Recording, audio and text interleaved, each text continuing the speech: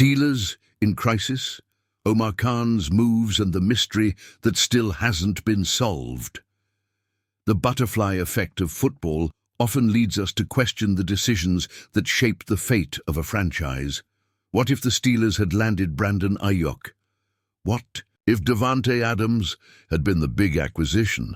What if the Christian Kirk trade had been completed before the injury? While fans try to connect the dots, the truth is that the Pittsburgh Steelers entered the 2025 offseason with many questions and few answers. Chief among them is this: did Omar Khan really do enough to ensure the offense was ready to compete? The Steelers' general manager recently faced questions about some of his moves last season, especially the mid-season signings of Mike Williams and Preston Smith. When pressed about whether he envisioned a bigger impact from those players, his answer was enigmatic. "I think those two guys helped us. If I had to do it over again, I would do it over again. But at the end of the day, the result is that we lost 5 games in a row, and that's not good enough." But did Khan really say everything he really thinks? The signings that never worked and the trades that never happened. The truth is, if Khan could speak out, he might have said something closer to, "Yeah, we expected them to be more impactful. Mike Williams should have been more involved in the offense. Preston Smith should have been a key player in the playoffs, but he didn't even play against the Baltimore Ravens." And in the end, those moves weren't enough to prevent the team from collapsing late in the season. But the real problem with the Steelers isn't just the trades they made.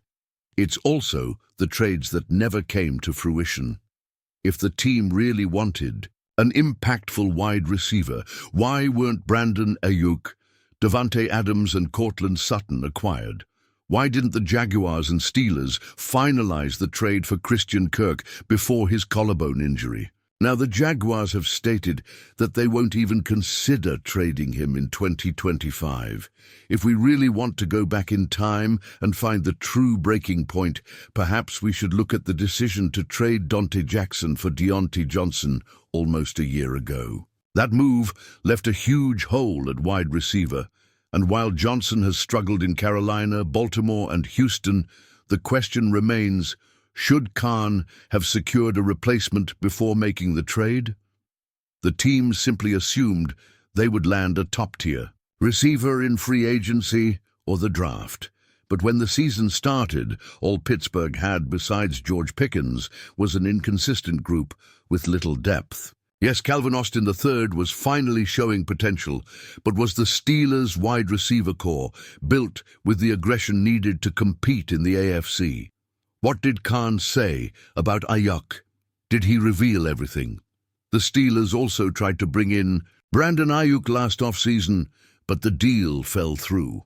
When asked about that failure, Khan was blunt but didn't give much away. Obviously, it became a very public process. He made a deal with San Francisco.